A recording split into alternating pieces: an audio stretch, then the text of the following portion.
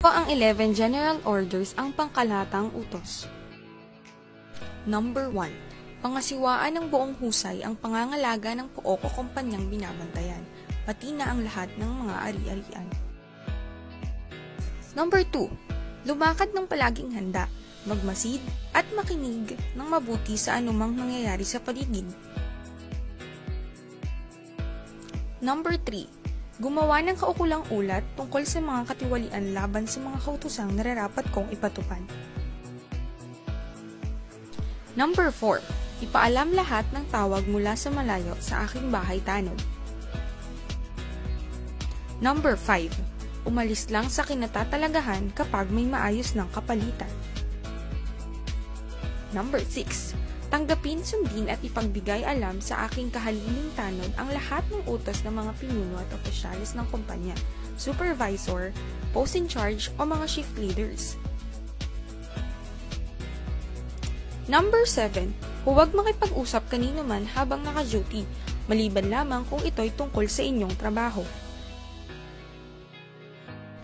Number 8. Magbabala kung may sunog o gulo. Number 9. Ipagbigay alam sa nakakataas na opisyal kung mayroong anumang bagay na hindi nasasaklaw sa tagubilin. Number 10. Sumaludo sa mga pinuno ng kumpanya, ahensya, gobyerno at opisyal ng Philippine National Police.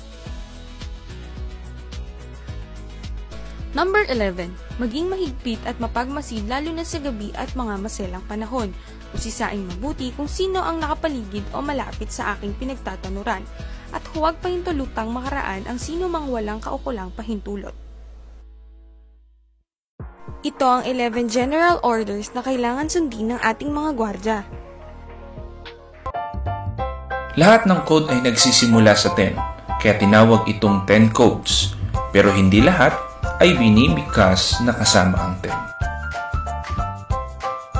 Radio 10 codes na kadalasang ginagamit ng mga security personnel.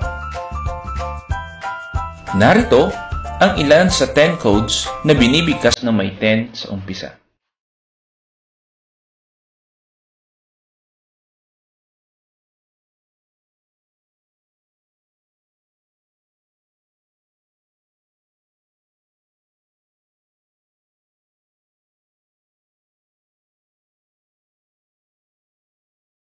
Narito naman ang ilang 10 codes na hindi na binibigkas ang 10 sa umpisa.